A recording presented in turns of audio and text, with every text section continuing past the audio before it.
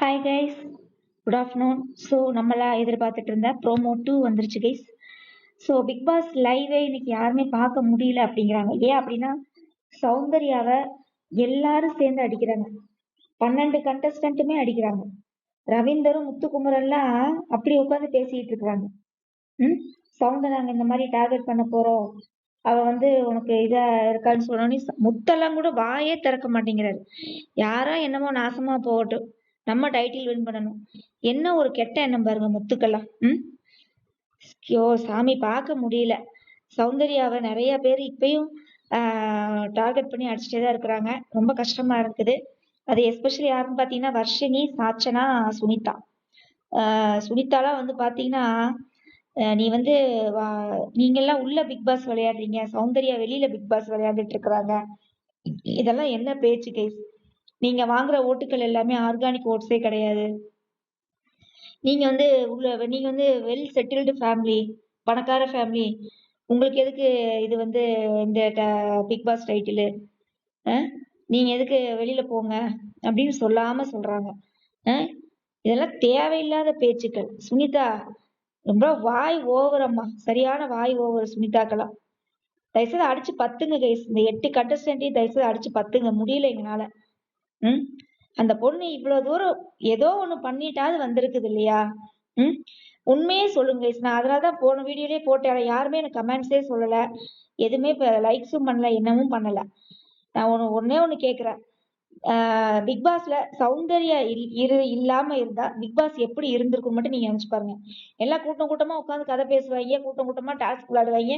என்டர்டைன்மெண்ட்ங்கிறது எங்க இருக்கு சொல்லுங்க? விஜய் விஷால்லாம் என்டர்டைன்மெண்ட் பண்றானா சொல்லுங்க? சௌந்தர்யா வச்சுதானே கைஸ் எத்தனை ப்ரோமோ வந்திருக்குது. அந்த பொண்ணு தன்னால என்ன முடியுமோ அதை கொடுத்துட்டு தானே இருக்குது. அதை பொறுக்க முடியாம, அதான் பெண்ணுக்கு பெண்ணு தான் எதிரி, அதுதான் உண்மை. சுனிதா, வர்ஷினி, சாச்சனா, ஐயோ சாமி கேவலமா இருக்குது.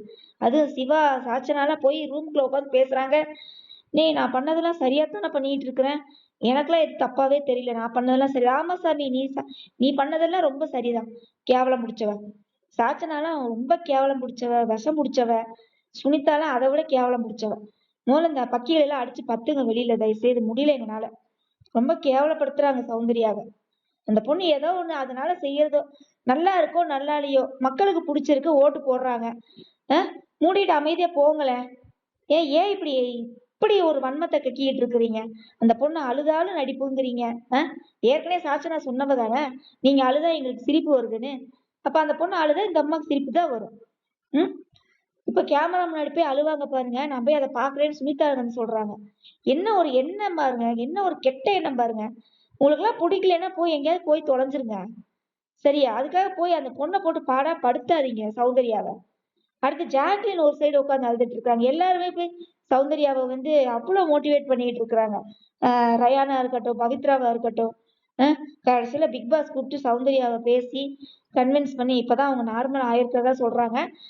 ரொம்ப சந்தோஷமா இருக்கு. பிக் பாஸ் வந்து ஐ லவ் யூன்னுலாம் சொல்லியிருக்காரு. ரொம்ப சந்தோஷமா இருக்குது. அதாவது யாரோ என்னமோ சொல்லிட்டு போறாங்க, உங்களுக்கு தெரியாதா? இல்ல பிக் பாஸ், இனி நான் ஆர்கானிக் ஓட்ஸ் எல்லாம் இல்லை அப்படிங்கிறாங்க, நான் ஏமாத்துறேன் நடிக்கிறேன் அப்படிங்கிறாங்க. அதெல்லாம் ஒண்ணுமே கிடையாது. 16 ப்ரோமோ வந்தா எல்லா ரீல்ஸ்லயுமே என்னென்ன கண்டென்ட் வருதோ அதுல நீங்க தான் முக்காவாசி இருக்கிறீங்க சௌந்தர்யா. உங்களை எல்லாம் இங்க யாருமே எதுவுமே சொல்லல அப்படின்னு சொல்லி பிக் பாஸ் மோட்டிவேஷனா பேசினங்காட்டியும் இப்ப ஜாலி மூடுக்கு நம்ம சௌந்தர்யா வந்துட்டாங்க.